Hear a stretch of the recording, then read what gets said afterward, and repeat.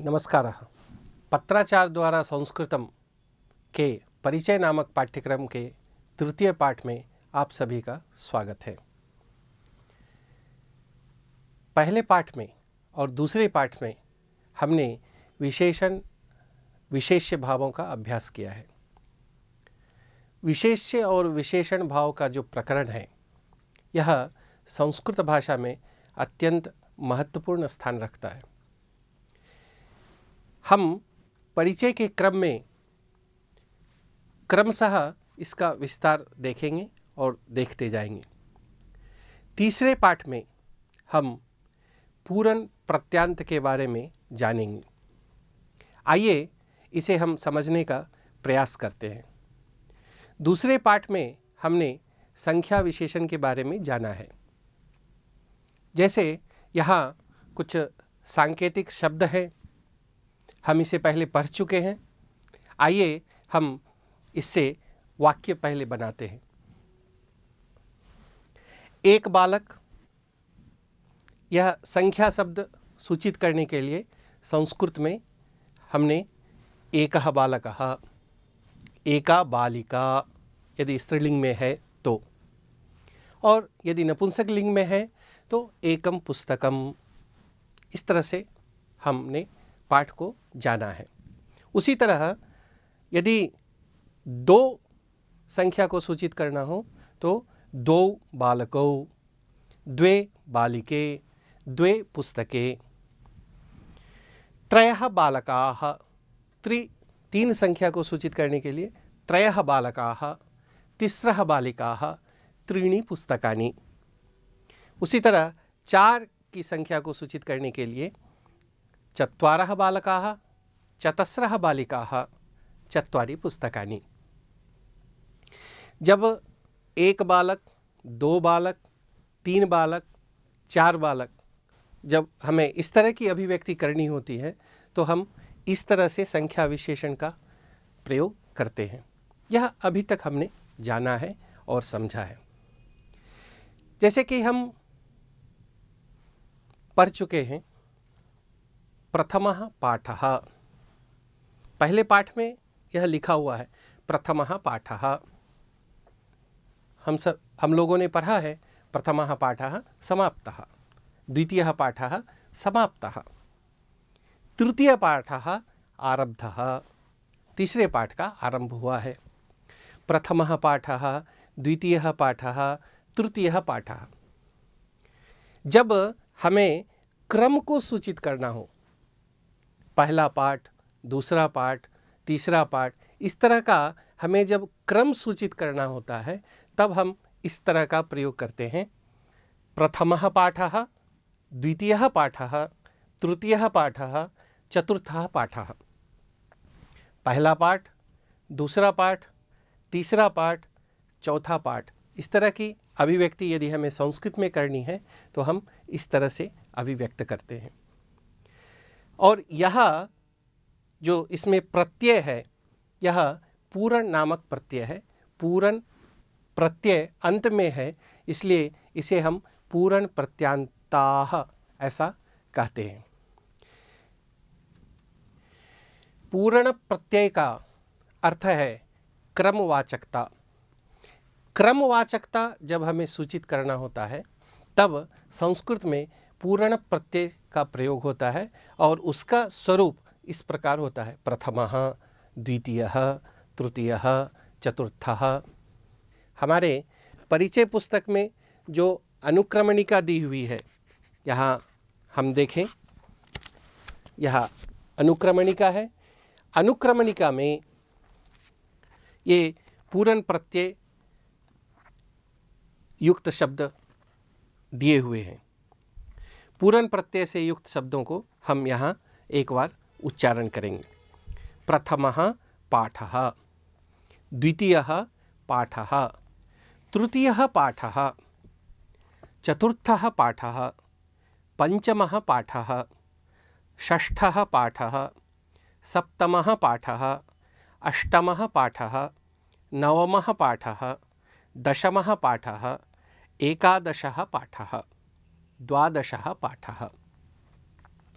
प्रत्येक पाठ में ये तो हमारा पहला पाठ, दूसरा पाठ, तीसरा पाठ, इस तरह के वाक्यों को यदि हमें संस्कृत में बोलना है या संस्कृत में अभिव्यक्ति करनी है तो प्रथमः पाठः, द्वितीय पाठः, इस क्रम से हम इसकी अभिव्यक्ति कर सकते हैं। जिस तरह हमने देखा पाठः यह विशेष्य पद है और विशेष्य पद पुल्लिंग में होने के कारण यहाँ 10 बार हमने प्रथमः, द्वितीयः, तृतीयः इस तरह से पूर्ण प्रत्यांत के रूप भी पुल्लिंग में हमने उच्चारित किया, क्योंकि पूर्ण प्रत्यांत शब्द भी विशेषण है और विशेषण होने के कारण विशेष्य जिस लिंग, वचन और विभक्ति में रहेगी उसी लिंग, विभक्ति और वचन में यह विशेषण शब्द भी रहेगा। उदाहरण के लिए यहाँ पाठः है तो प्रथमः पाठः। यदि पाठावली स्त्रीलिंग में यदि यह शब्द है, विशेष्य शब्द स्त्रीलिंग में है तो प्रथमा पाठावली। और यदि पुस्तकम यह विशेष्य पद यदि नपुंसक लिंग में है तो प्रथमम पुस्तकम, द्वितीयम पुस्तकम। इस तरह से इसके लिंग, वचन और विभक्ति के अनुसार पूर्ण प्रत्यांत शब्द भी विशेषण होने के कारण लिंग, विभक्ति और वचन में इसके रूप विशेष्य शब्द के अनुसार होंगे। आइए इस पुस्तक में हमारे पाठ में जो वाक्य दिए गए हैं पूर्ण प्रत्यांत से संबंधित, विशेष्य विशेषण भावों से संबंधित जो वाक्य दिए गए हैं उन वाक्यों को पढ़ते हैं और समझने का प्रयत्न करते हैं। पंक्तौ प्रथमः बालकः वामनः अस्ति। पंक्ति है, उसमें कई बालक हैं, पहला भी बालक है, दूसरा है, तीसरा है, चौथा है। प्रथमः बालकः वामनः अस्ति। पहला बालक जो है वह छोटा है, वामन है। पुस्तकस्य प्रथमे पुटे प्रास्ताविकम् अस्ति। हमारे परिचय नामक पुस्तक का जो पहला पुट है, पहला पेज है, उसमें प्रास्ताविक है। गिरीशस्य प्रथमा अग्रजा वित्तकोशे कार्यं करोति। गिरीश की पहली बहन बैंक में काम करती है। गिरिजायाः द्वितीया अग्रजा संगणक कार्यालये कार्यं करोति। विद्यालये द्वितीयः प्रकोष्ठः विशालः अस्ति। द्वितीयस्य अट्टस्य उपरि तृतीयः अट्टः अस्ति। पाण्डवेषु पंचमः अस्ति सहदेवः। भगवद्गीतायां 6ठः अध्यायः आत्मसंयमयोगः। वर्गस्य सप्तमे दिने कौमुदीभोजनम् आसीत्। 18 दिने महाभारतयुद्धं समाप्तम्। यहाँ जितने भी स्थूल अक्षरों में मुद्रित हैं वो सभी पूर्ण प्रत्यांत शब्द हैं और ये सभी शब्द क्रमवाचक शब्द हैं। इन क्रमवाचक शब्दों को ही संस्कृत में हम पूर्ण प्रत्यांत शब्द कहते हैं। यहाँ पुस्तक में क्रमवाचक शब्दों को और संख्या शब्दों को अलग से भी दिखाया गया है। जैसे एकम, एक संख्या को सूचित करने के लिए एकम, लेकिन वही क्रमवाचक संख्या को सूचित करने के लिए जैसे पहला वह है तो प्रथम। दो की संख्या को सूचित करने के लिए द्वे, लेकिन क्रमवाचक सूचित करना हो तो द्वितीय। इस तरह से यहाँ एक सूची दी हुई है, परिचय नामक पुस्तक में एक सूची दी हुई है। उस सूची को हम पढ़ते हैं और पूर्ण प्रत्यांत रूपों को जानने का भी प्रयास करते हैं। यहाँ संख्या भी दी हुई है और उसके पूर्ण प्रत्यांत रूप भी तीनों लिंगों में दिए हुए हैं क्रमशः। जैसे द्वे, तीनों लिंगों में उसके रूप हैं द्वितीयः, द्वितीया, द्वितीयम। त्रीणी संख्या, लेकिन त्रीणी संख्या के क्रम को सूचित करने के लिए तृतीयः, तृतीया, तृतीयम। विशेषण होने के कारण यह तीनों लिंगों में यहाँ दिए हुए हैं। चत्वारि, चतुर्थः, चतुर्थी, चतुर्थम। पंच, पंचमः, पंचमी, पंचमम। षड्, षष्ठः, षष्ठी, षष्ठम। सप्त, सप्तमः, सप्तमी, सप्तमम। अष्ट, अष्टमः, अष्टमी, अष्टमम। नव, नवमः, नवमी, नवमम। दश, दशमः, दशमी, दशमम। एकादश, एकादशः, एकादशी, एकादशम। द्वादश, द्वादशः, द्वादशी, द्वादशम। यहाँ थोड़ा सा हम ध्यान से देखेंगे, जैसे अष्ट, नव, दश, एकादश। दश, दशमः 10 संख्या को सूचित करता है। दशमः वह 10वें क्रम का सूचक है। एकादश, एकादशः, एकादश विसर्ग रहित शब्द संख्या का सूचक होगा।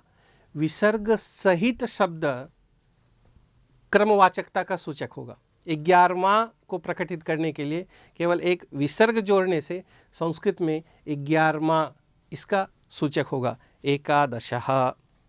उसी तरह द्वादश, द्वादशः स्त्रीलिंग में, द्वादशी नपुंसकलिंग में द्वादशम। त्रयोदश, त्रयोदशः, त्रयोदशी, त्रयोदशम। चतुर्दश, चतुर्दशः, चतुर्दशी, चतुर्दशम। पंचदश, पंचदशः, पंचदशी, पंचदशम। षोडश, षोडशः, षोडशी, षोडशम। सप्तदशः, सप्तदशी, सप्तदशम। अष्टादश, अष्टादशः, अष्टादशी, अष्टादशम। नवदश, नवदशः, नवदशी, नवदशम। विंशतिः, विंशति में अभी तक प्रथम से नवदश तक, प्रथमः, द्वितीयः, तृतीयः, चतुर्थः, दशमः, एकादशः, द्वादशः, इस तरह नवदशः तक पूर्ण प्रत्यांत के रूप इस प्रकार है, हमने अभी तक जाना है। विंशति के बाद यदि हम तम शब्द लगाएंगे तो यह पूर्ण प्रत्यांत का विशेषण बनेगा। इसे हम संस्कृत में तमट प्रत्यय ऐसा भी कहते हैं। तमट में त नहीं दिखता है, केवल तम ऐसा बचा रहता है। इसलिए जैसे विंशति में तम जोड़ने के बाद विंशति तमः, स्त्रीलिंग में विंशति तमी, नपुंसकलिंग में विंशति तमम। इसी तरह एक विंशति शब्द भी है जिसका अर्थ 21 है। इसी तरह एक विंशति तमः, एक विंशति तमी, एक विंशति तमम। त्रिंशत्, त्रिंशत्तमः, त्रिंशत्तमी, त्रिंशत्तमम। चत्वारिंशत्, चत्वारिंशत्तमः, चत्वारिंशत्तमी, चत्वारिंशत्तमम। द्विनवतिः, द्विनवतितमः, द्विनवतितमी, द्विनवतितमम। शतम्, शततमः, शततमी, शततमम। इस तरह से संख्या के क्रम को सूचित करने के लिए हमें पूर्ण प्रत्यांत सहित शब्दों का प्रयोग करना होता है। पूर्ण प्रत्यांत युक्त शब्द विशेषण शब्द है और विशेषण शब्द होने के कारण यह विशेष्य के लिंग, वचन और विभक्ति के अनुसार इसके रूप होंगे। ऐसे इसके कई सारे रूप होंगे। पृष्ठ संख्या 54 में पूर्ण प्रत्यांत से संबंधित कुछ अभ्यास दिए हुए हैं। आइए हम उन अभ्यासों से हम पूर्ण प्रत्यांत को समझने का प्रयत्न करते हैं। अभ्यास में पहला अभ्यास है, उदाहरण के अनुसार मूल संख्याओं के क्रमवाचकों को लिखिए।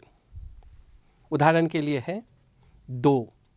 उसका यदि क्रमवाचक हमें सूचित करना है तो द्वितीयः पुल्लिंग में, द्वितीयः, द्वितीया, द्वितीयम, तीनों लिंग में यदि सूचित करना हो तो ऐसे सूचित करेंगे। अब पहले अभ्यास में है 5, पंचमः, पंचमी, पंचमम। आप इस तरह से मेरे साथ बोल सकते हैं। 9,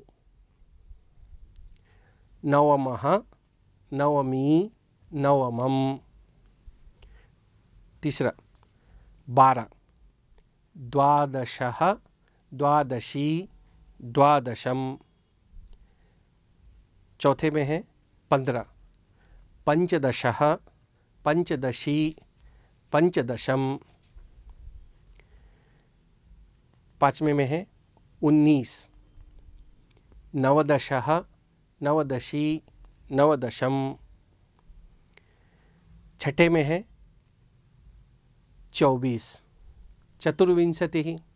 हमें यह स्मरण होगा कि 20 की संख्या से हमें तम शब्द को जोड़ना है।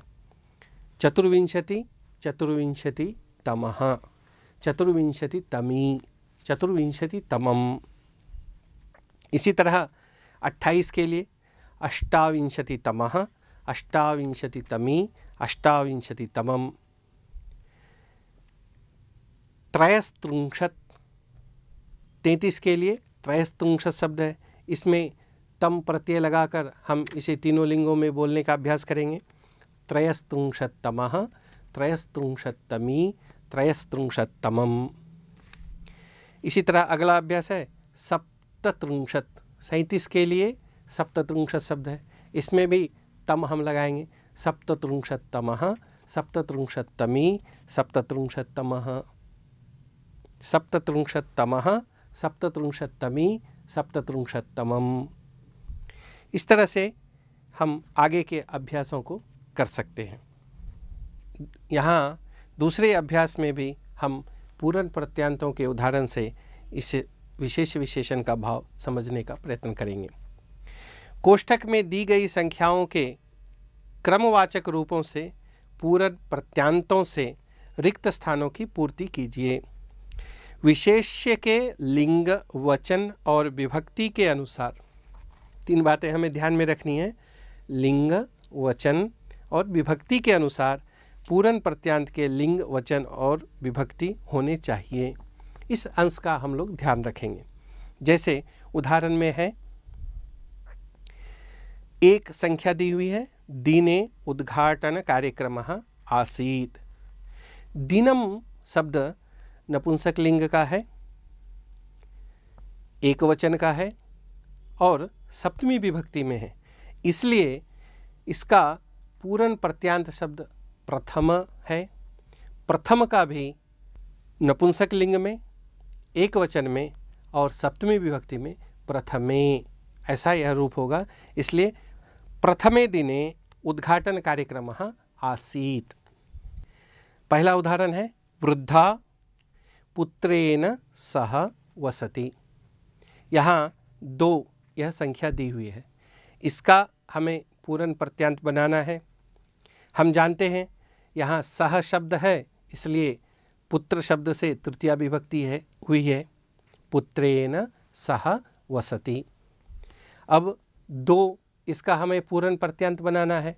द्वितीय, पुत्रेण पुल्लिंग, एक वचन और तृतीया विभक्ति में यह रूप है।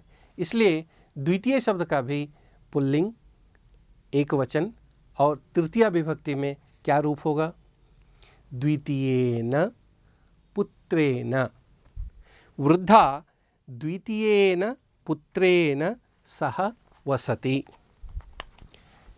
वृद्धायाः पुत्रः अस्ति, वृद्धायाः कतमः पुत्रः अस्ति। इसमें यदि पूर्ण प्रत्यांत में हमें प्रश्न करना हो तो हम इस तरह से प्रश्न करेंगे, कतमः, कतमी, कतमम, इस तरह से प्रश्न किया जाता है। वृद्धायाः कतमः पुत्रः अस्ति, वृद्धायाः द्वितीयः पुत्रः अस्ति। वृद्धा कीदृशेन पुत्रेण सह वसति, वृद्धा द्वितीयेन पुत्रेण सह वसति, वृद्धा दूसरे पुत्र के साथ रहती है। इस तरह के वाक्यों को हम यहाँ अभ्यास कर रहे हैं। अगले अभ्यास में हम देखेंगे, कपाटिकायाः पुस्तकानि आनयतु। कौन सी अलमारी की पुस्तकें लाओ। तो यहाँ पर तृतीय यह शब्द है। तो कपाटिका शब्द किस लिंग में है, स्त्रीलिंग में है, और इसका वचन एक वचन है और यह षष्ठी विभक्ति में है। इसलिए तृतीय शब्द भी स्त्रीलिंग में, एक वचन में, षष्ठी विभक्ति में, तृतीया स्त्रीलिंग में होगा, एक वचन में है, और इसकी षष्ठी विभक्ति करेंगे तो तृतीयायाः, तृतीयायाः कपाटिकायाः पुस्तकानि आनयतु। इस तरह से इसके रूप होंगे। नक्षत्रेषु 27वां नक्षत्रम रेवती। 27 शब्द है, विंशति के बाद तम शब्द जोड़ना है, इसलिए नक्षत्रम, यह नपुंसकलिंग में है, एक वचन में है और प्रथमा विभक्ति में है। इसलिए सप्तविंशतितम शब्द में भी नपुंसकलिंग में, एक वचन में, प्रथमा विभक्ति में सप्तविंशतितमम ऐसा होगा। इसलिए सप्तविंशतितमम नक्षत्रम। सुनीतायाः पुत्र्यै प्रशस्तिः प्रदत्ता। 5वीं पुत्र्यै प्रशस्ति प्रदत्ता। 5वीं शब्द के लिए पंचमी, यह स्त्रीलिंग में, एक वचन में और चतुर्थी विभक्ति में है, पुत्र्यै। इसीलिए इसका पंचमी का भी स्त्रीलिंग में, एक वचन में, चतुर्थी विभक्ति में पंचम्यै। सुनीतायाः पंचम्यै पुत्र्यै प्रशस्तिः प्रदत्ता। इतः गृहे मम पितृव्यः वसति। यहाँ से 20वें घर में मेरे चाचा रहते हैं। गृहे यह नपुंसकलिंग में है, एक वचन में है और सप्तमी विभक्ति में है। इसलिए विंशतितम शब्द में भी नपुंसकलिंग, एक वचन और सप्तमी विभक्ति में रूप होगा विंशतितमे। विंशतितमे गृहे। इतः विंशतितमे गृहे मम पितृव्यः वसति। यहाँ से 20वां घर जो है, 20वें घर में मेरे चाचा रहते हैं। अधिकारी अट्टात् आगमिष्यति। 30 यह कोष्ठक में शब्द दिया हुआ है।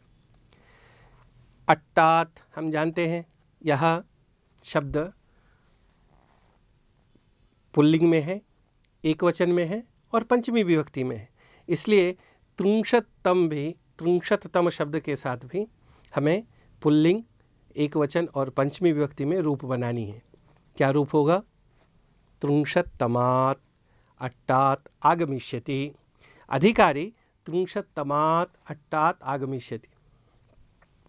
विद्यालयस्य 19 प्रकोष्ठे संस्कृतपाठः प्रचलति।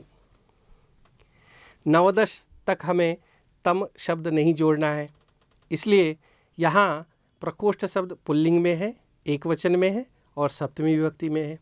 इसलिए 19 में हमें पुल्लिंग, एक वचन में और सप्तमी विभक्ति में हमें शब्द बनाना है। 19 विद्यालयस्य 19 प्रकोष्ठे संस्कृतपाठः प्रचलति। जयनगरस्य 22 उपमार्गात् यानम् आगच्छति। उपमार्गात् यहाँ पुल्लिंग शब्द है, एक वचन है और पंचमी विभक्ति है। यहाँ भी हमें द्वाविंशतितम के साथ भी पुल्लिंग के एक वचन में सप्तमी विभक्ति लगानी है। तो हम लगाएंगे जयनगरस्य द्वाविंशतितमात् उपमार्गात् यानम आगच्छति। सैनिकः 40 वयसि एव मृतवान्। सैनिकः वयसि शब्द यह नपुंसकलिंग में है, एक वचन में है और सप्तमी विभक्ति में है। यहाँ 40 शब्द में तम शब्द लगाना है और हमें नपुंसकलिंग एक वचन सप्तमी विभक्ति में रूप बनाना है। 40 वयसि एव मृतवान्। सैनिकः 40 वयसि एव मृतवान्। अस्माकं सुहृदः षड् याने उपविष्टवन्तः। षड् शब्द से पूर्ण प्रत्यांत शब्द बनाना है, तो षष्ठ ऐसा होगा। यान शब्द नपुंसकलिंग है, एक वचन है।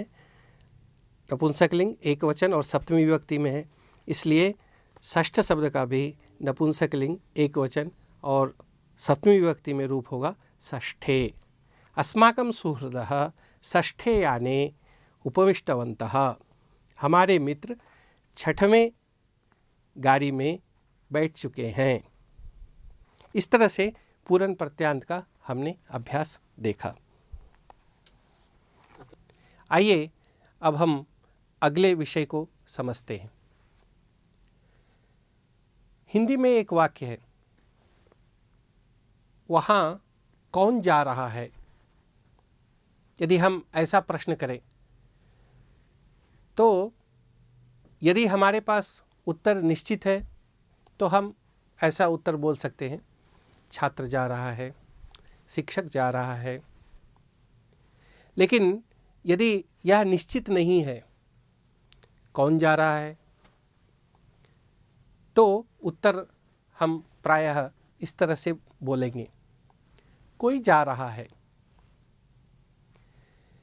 कौन के लिए संस्कृत में हम शब्द जानते हैं, कह यह शब्द है और कह यह किम शब्द का पुल्लिंग रूप है। किम यह प्रातिपदिक शब्द है, मूल शब्द है। इसके पुल्लिंग, स्त्रीलिंग और नपुंसकलिंग में क्रमशः कह, का, किम इस तरह से रूप होते हैं। और जब उत्तर ऐसा आता है, कोई पुरुष जा रहा है, कः पुरुष कहाँ गच्छति, कश्चित् पुरुषः गच्छति। जब हमारा कौन जा रहा है ऐसा निश्चित नहीं है तो कोई पुरुष जा रहा है, कश्चित् पुरुषः गच्छति अथवा कश्चन पुरुषः गच्छति। यहाँ हमने कह के साथ चित अथवा चन जोड़कर हमने शब्द बनाया है, कश्चित्, कश्चन।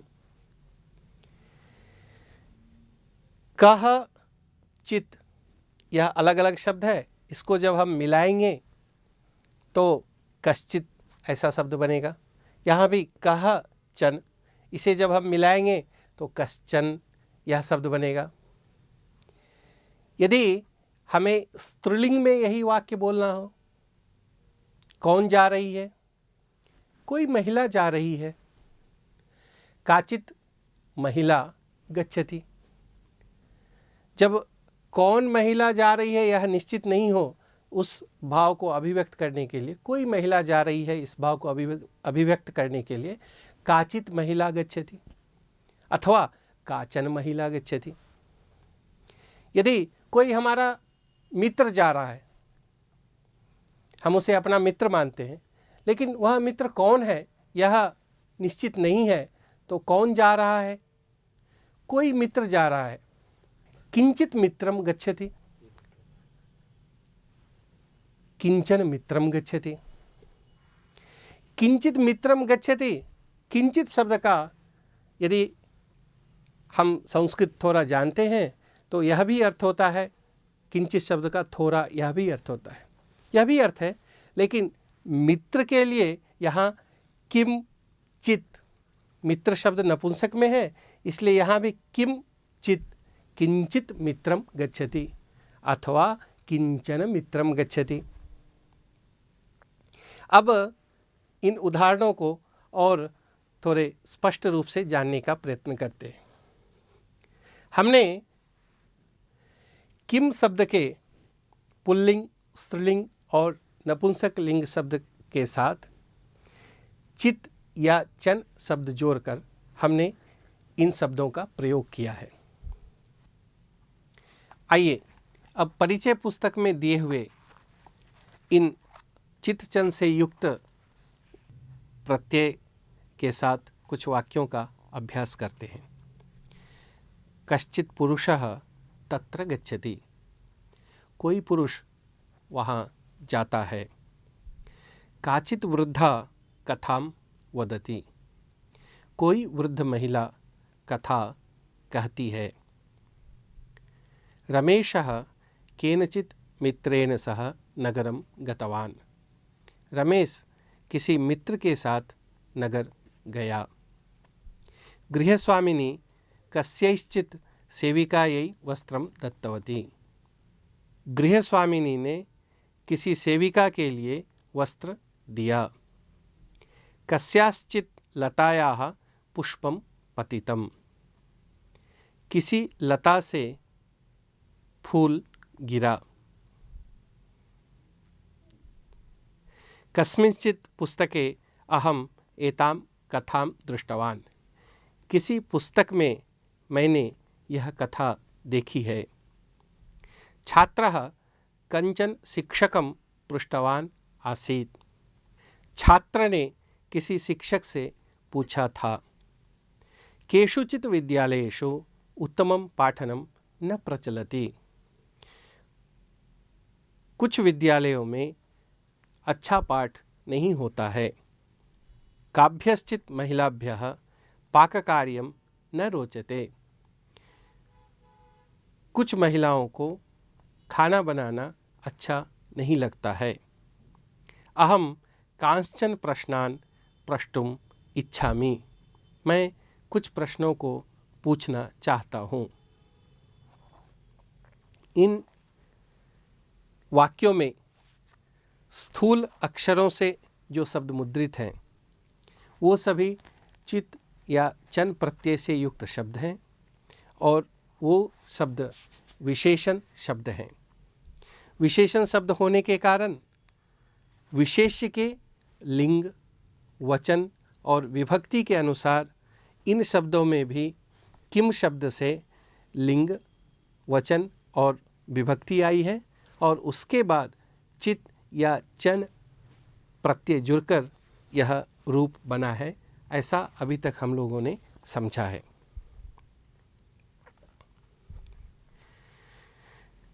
काचित वृद्धा, का वृद्धा जब निश्चित हो, हाँ यह वृद्ध महिला है, और जब यह निश्चित नहीं हो कोई वृद्ध महिला है, जब हम इस भाव को प्रकट करना चाहते हैं तो फिर हम बोलते हैं काचित वृद्धा अस्ति।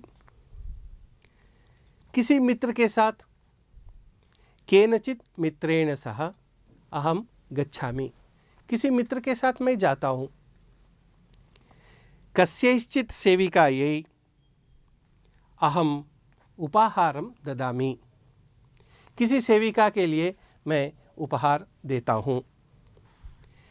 कस्याश्चित् लतायाः फलम मम समीपे अस्ति, किसी लता का फल मेरे पास है। कस्मिंश्चित् पुस्तके वाक्यानि सन्ति, किसी पुस्तक में वाक्य हैं। कंचन शिक्षकम आह्वयतु, किसी शिक्षक को बुलाइए। केषुचित् विद्यालयेषु कार्यम सम्यक प्रचलति, किसी विद्यालय में काम अच्छे प्रकार से चल रहे हैं। काभ्यश्चित् महिलाभ्यः मधुरम न रोचते, कुछ महिलाओं को मिठाइयाँ अच्छी नहीं लगती हैं। कांश्चन प्रश्नान माम पृच्छतो, कुछ प्रश्न मुझसे भी पूछिए। अब तक चर्चा किए हुए विषयों को हम फिर से नियमों में बांधने का प्रयास करते हैं, या फिर से एक बार हम स्मरण करने का प्रयास करते हैं। अभी तक हमने यह जाना है चित और चन ये दोनों अव्यय शब्द हैं। चित और चन दोनों के अर्थ समान हैं। कश्चित कश्चन दोनों का अर्थ कोई ऐसा ही होगा। काचित काचन दोनों के अर्थ समान ही होंगे। किंचित किंचन दोनों के अर्थ समान है। केवल शब्द के दो प्रकार हैं, लेकिन अर्थ तो समान ही होंगे, इसलिए दोनों के अर्थ समान हैं। चित और चन प्रत्यय प्रश्नवाचक सर्वनाम किम शब्द है, उसके तीनों लिंगों में, तीनों वचनों में और सातों विभक्तियों में रूप होते हैं। उन रूपों के साथ चित या चन प्रत्यय को जोड़कर हम इस तरह का शब्द बना सकते हैं। और जैसा कि हमने पहले विचार किया है कि ये चित चन से युक्त शब्द विशेषण शब्द हैं, इसलिए इसके लिंग, वचन और विभक्ति विशेष शब्द के जो लिंग, वचन और विभक्ति होंगे उसी के अनुसार इसके भी रूप होंगे। चित और चन से जोड़ने वाले शब्दों में होने वाले परिवर्तनों पर हम ध्यान करेंगे। आइए हम उन्हें देखते हैं और समझते हैं।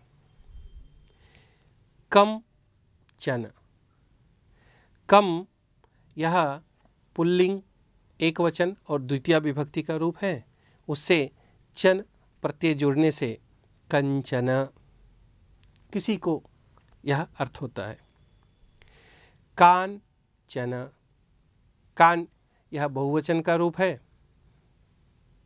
द्वितीय विभक्ति बहुवचन का रूप है, इसलिए कांश्चन, किसी को यह अर्थ होता है। कैहि चित, कैहि यह तृतीय विभक्ति बहुवचन का रूप है। यहाँ कैश्चित ऐसा होगा, विसर्ग के स्थान पर स ऐसा आ जाता है। यह संधि का नियम है, हम इसे अगले पाठों में जानेंगे अच्छी प्रकार से। कस्मात् चित, कस्मात् चित किसी जगह से। केशाम चित, केशांचित किसी का यह अर्थ होता है। कस्मिंचित कहीं पर ऐसा अर्थ होता है। पुल्लिंग से चन और चित से जुड़ने वाले शब्दों के ये ऐसे रूप हैं और इनका अर्थ हमने देखा है। अब स्त्रीलिंग प्रश्नवाचक सर्वनाम के साथ चित जोड़ने पर किस तरह के रूप बनते हैं उसे हम देखते हैं। काचित, काचित, काचित। काम चित, कांचित।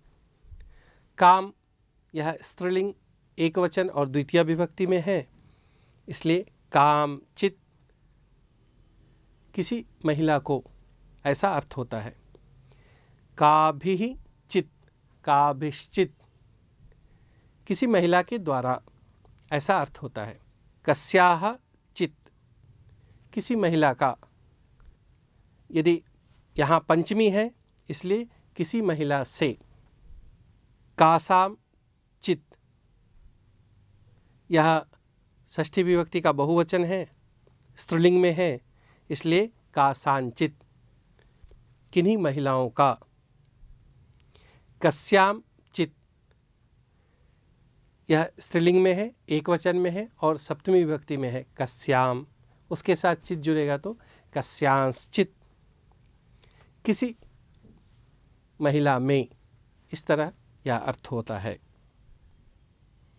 अब हम कुछ और शब्दों के साथ, प्रश्नवाचक शब्दों के साथ चित और चन प्रत्ययों का अभ्यास करते हैं। यहाँ कुछ शब्द हैं, कुत्रचित या कुत्रचन, कदाचित या कदाचन, कुतश्चित या कुतश्चन, कतिचित या कतिचन, कथंचित या कथंचन। यहाँ एक वाक्य है, मम लेखनी कुत्रचित पतिता। मम लेखनी कुत्र पतिता, मेरी कलम कहाँ गिरी। इसका जब स्पष्ट रूप से हम उत्तर न दे सकें, उस अर्थ में हमारा उत्तर होगा, जब कोई स्पष्ट उत्तर कहाँ, इसके बारे में जब स्पष्टता नहीं होती है, तब हम इस तरह का उत्तर बोलते हैं, मम लेखनी कुत्रचित पतिता, कहीं पर गिर गई। कदाचित सज्जनः अपि रुष्टः भवति। सज्जनः कदा रुष्टः भवति, कदा रुष्टः भवति, जब स्पष्ट उत्तर नहीं हो। कदाचित रुष्टः भवति, कभी कभी रुष्ट होते हैं। जब इस तरह का उत्तर व्यक्त करना हो तो कदाचित सज्जनः रुष्टः भवति। प्रकोष्ठे कुतश्चित शीतवायुः आगच्छति। शीतकाले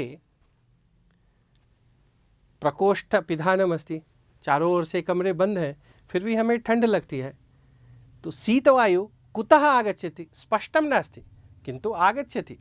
कुतश्चित आगच्छति, कहीं से शीतवायु आती है, हमें ठंड लगती है।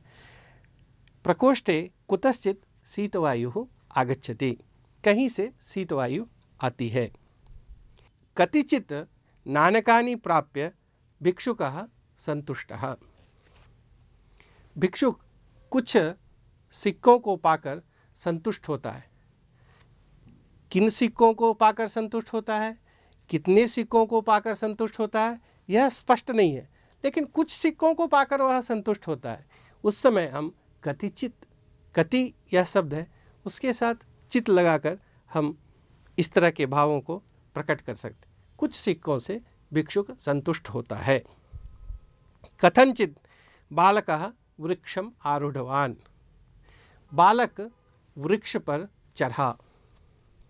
वह कैसे चढ़ता है, कथम आरोहणम करोति, कैसे चढ़ता है यह स्पष्ट नहीं है, लेकिन वह किसी तरह वृक्ष पर चढ़ा।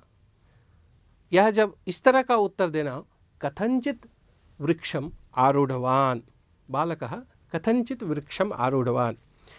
इस तरह जब हमें कुत्र यह स्पष्ट नहीं हो, कदा यह स्पष्ट नहीं हो, कुतः यह स्पष्ट नहीं हो, कति यह स्पष्ट नहीं हो, कथम यह स्पष्ट नहीं हो, उत्तर के समय जब इन प्रश्नों का उत्तर स्पष्ट नहीं होता है, अस्पष्ट होता है, तो उस समय चित या चन प्रत्यय से जोड़कर हम उन अनिश्चयार्थक अर्थ को व्यक्त करने के लिए हम चित चन युक्त प्रश्नवाचक अव्ययों का प्रयोग करते हैं।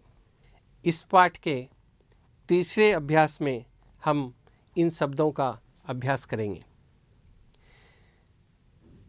विशेष्य के लिंग, वचन और विभक्ति के अनुरूप चित चन के साथ किम शब्द के उचित रूपों से रिक्त स्थान भरिए। हम मौखिक रूप से इसका अभ्यास करते हैं। जैसे उदाहरण में दिया हुआ है, बालकेन। बालक शब्द पुल्लिंग में है, एक वचन में है और तृतीया विभक्ति में है, इसलिए यहाँ पर पुल्लिंग, एक वचन और तृतीया विभक्ति में केन इस प्रश्नवाचक शब्द के साथ चित जोड़कर हम यहाँ पर उदाहरण में देखते हैं कि वाक्य लिखा हुआ है, केनचित बालकेन, किसी बालक के द्वारा, ऐसा अभिप्राय होता है। चषकेषु, अब यहाँ हमें चित्चन से युक्त शब्द का उपयोग करना है। चषकेषु पुल्लिंग शब्द है, बहुवचन में है और सप्तमी विभक्ति में है, इसलिए हमें बहुवचन पुल्लिंग, बहुवचन और सप्तमी विभक्ति युक्त प्रश्नवाचक शब्दों के साथ चित या चन प्रत्यय लगाना है और फिर हमें यहाँ पर इस शब्द के साथ जोड़ना है।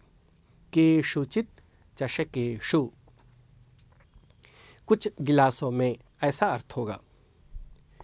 युवतिम, यह स्त्रीलिंग में है, एक वचन में है और द्वितीय विभक्ति में है, इसलिए यहाँ पर भी हम द्वितीय विभक्ति, एक वचन और स्त्रीलिंग में जो रूप होगा उसके साथ चित या चन प्रत्यय का प्रयोग करेंगे।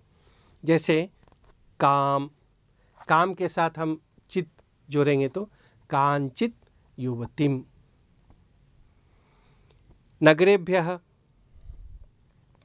नगर शब्द नपुंसकलिंग में है, बहुवचन में है और पंचमी विभक्ति में भी यह होता है और चतुर्थी विभक्ति में भी होता है, इसलिए हम उसी तरह के शब्द को केभ्यः, ऐसा शब्द है, उसके साथ हम चित या चन जोड़ेंगे। यहाँ विसर्ग के स्थान पर स ऐसा आएगा, केभ्यश्चित नगरेभ्यः, कुछ नगरों से, या चतुर्थी विभक्ति में यदि हमें करना होगा कुछ नगरों के लिए।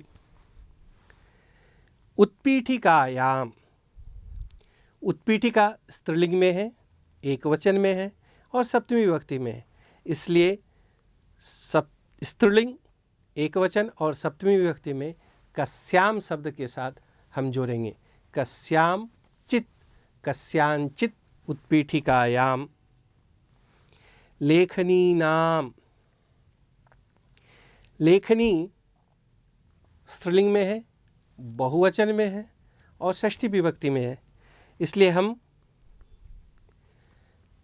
कासांचित लेखनी नाम, कासाम यह स्त्रीलिंग में, बहुवचन में और षष्ठी विभक्ति में है, इसलिए कासांचित लेखनी नाम। ध्वजस्य पुल्लिंग, एक वचन और षष्ठी विभक्ति का रूप है, इसलिए इसमें भी हम उसी तरह के शब्दों का उपयोग करते हुए चित या चन जोड़ेंगे। कस्यचित ध्वजस्य। कुंचिकया, कयाचित कुंचिकया। कुंचिका स्त्रीलिंग में है, एक वचन में है और तृतीय विभक्ति में है, इसलिए हमने उसी तरह के शब्दों के साथ चित या चन जोड़ा है। कयाचित कुंचिकया। विचारैः, विचार शब्द पुल्लिंग में है और बहुवचन में है, तृतीय विभक्ति में है, और इस तरह के पुल्लिंग, बहुवचन में और तृतीय विभक्ति में प्रश्नवाचक शब्द होता है कैहि, उसके साथ चित जोड़ेंगे। कैहि चित, कैश्चित, यहाँ भी विसर्ग के स्थान पर शकार सुनाई देता है। शाटिकायाः, यह स्त्रीलिंग में है, एक वचन में है और षष्ठी विभक्ति में है, इसलिए स्त्रीलिंग, एक वचन और षष्ठी विभक्ति के प्रश्नवाचक शब्द कस्याः, उसके साथ चित जोड़ेंगे। कस्याः चित, कस्याश्चित। शाटिकायाः। फलानि, यह प्रथमा विभक्ति में है, बहुवचन में है और नपुंसकलिंग में है, इसलिए उस तरह के शब्दों से ही हम यहाँ चित या चन जोड़ेंगे। कानिचित फलानि अथवा कानिचन फलानि। जहाँ जहाँ हम चित जोड़ते हैं वहाँ वहाँ हम चन भी जोड़ सकते हैं। केवल यह ध्यान रखना है, चित में, त में यह हलंत रूप है, न यह हलंत रूप नहीं है, इसलिए यह चन ऐसा नहीं है, चन। इसकी जागरूकता हमें रखनी होगी। चौथे अभ्यास में पूर्वतन प्रश्न के समान ही इस प्रश्न के रिक्त स्थानों की पूर्ति कीजिए। वयम अद्य कांचित कथां शृणुयाम। हम लोग आज किसी कथा को सुने, यह भाव है। कथा शब्द स्त्रीलिंग में, एक वचन में और द्वितीय विभक्ति में है, इसलिए स्त्रीलिंग, एक वचन और द्वितीय विभक्ति में काम के साथ चित शब्द जुड़ा है, इसलिए काञ्चित् कथां शृणुयाम। वर्गार्थं राज्येभ्यः जनाः आगताः। यह राज्य शब्द नपुंसकलिंग में है, बहुवचन में है और पंचमी विभक्ति में है, इसलिए यहाँ भी हम नपुंसकलिंग में, बहुवचन में और पंचमी विभक्ति में प्रश्नवाचक शब्द के साथ चित् शब्द जोड़ेंगे। वर्गार्थम केभ्यश्चित् राज्येभ्यः जनाः आगताः। कार्यक्रमे बालकं वेदिकां प्रति आहूतवन्तः। बालकं पुल्लिंग एक वचन और द्वितीय विभक्ति में है, इसलिए पुल्लिंग एक वचन और द्वितीय विभक्ति के प्रश्नवाचक रूप के साथ चित् शब्द को जोड़कर कंचित बालकम वेदिकां प्रति आहूतवन्तः। कार्यक्रम में किसी बालक को मंच के प्रति बुलाए। आपनेषु उत्तम फलानि प्राप्यन्ते। आपनेषु पुल्लिंग बहुवचन और सप्तमी विभक्ति में है, इसलिए उसी के अनुसार केषुचित् आपनेषु उत्तम फलानि प्राप्यन्ते। लोकयाने पुरुषस्य धनस्यूतः नष्टः। पुल्लिंग एक वचन और षष्ठी विभक्ति के प्रश्नवाचक सर्वनाम के साथ हम चित् शब्द लगाकर इसे पूरा कर सकते हैं। लोकयाने कस्यचित् पुरुषस्य धनस्यूतः नष्टः। ह्यः अहं पत्रिकायां विवेकानन्दस्य भावचित्रं दृष्टवती। पत्रिका स्त्रीलिंग एक वचन और सप्तमी विभक्ति में है, इसलिए हम स्त्रीलिंग एक वचन और सप्तमी विभक्ति कस्याम इस प्रश्नवाचक शब्द के साथ चित् शब्द का प्रयोग करते हुए इसे पूरा करेंगे।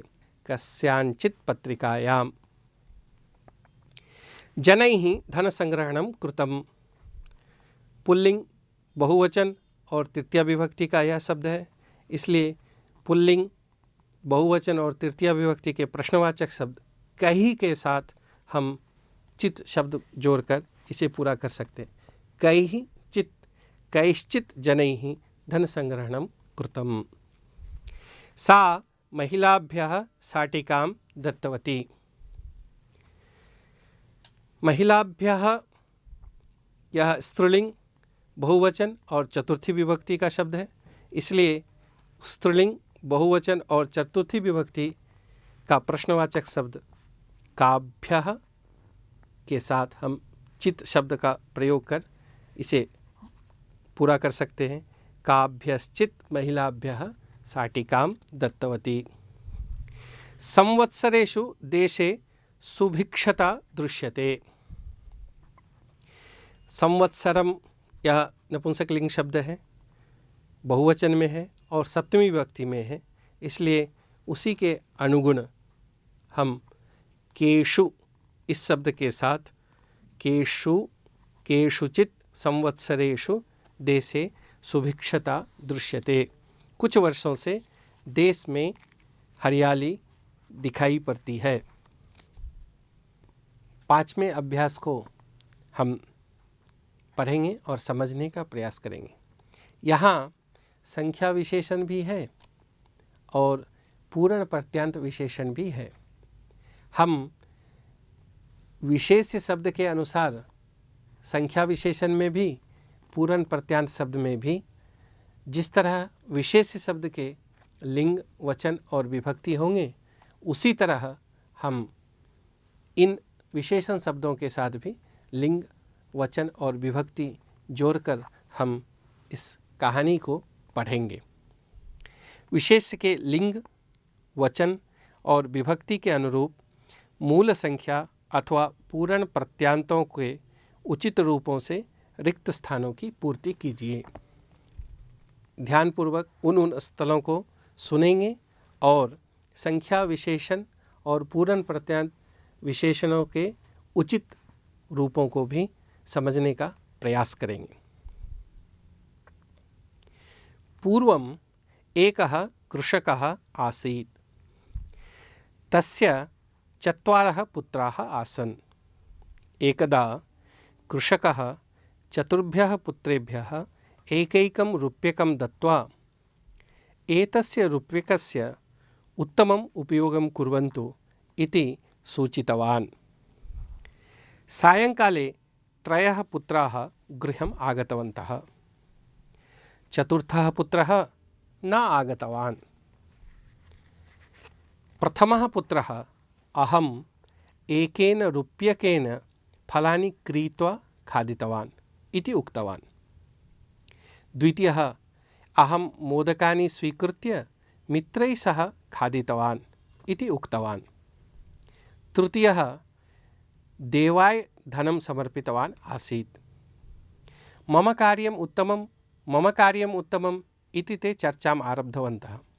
तदा कृषकः चतुर्थस्य पुत्रस्य आगमनपर्यन्तं निर्णयः नास्ति इति उक्तवान्। तदा प्रथमः पुत्रः चतुर्थः कुत्रापि निद्रां कृतवान् स्यात् इति उक्तवान्। तृतीयः पुत्रः सः प्रायः मद्यपानं कर्तुं गतवान् इति चिन्तयामि इति उक्तवान्। द्वितीयः पुत्रः चतुर्थः चलच्चित्रं द्रष्टुं गतवान् स्यात् इति उक्तवान्। त्रयः पुत्राः अपि चतुर्थस्य पुत्रस्य विषये उपहासम् आरब्धवन्तः। तावता चतुर्थः पुत्रः गृहम् आगतवान्। त्रीन् सहोदरान् उद्दिश्य, क्षम्यताम्, आगमनमार्गे कश्चित् भिक्षुकः आसीत्। सः ज्वरपीडितः आसीत्। तस्य चिकित्साव्यवस्थां कृत्वा औषधम् आनीय दत्तवान्। अतः विलम्बः अभवत् इति उक्तवान्। कृषकः चतुर्थं पुत्रं प्रीत्या आलिंगितवान्।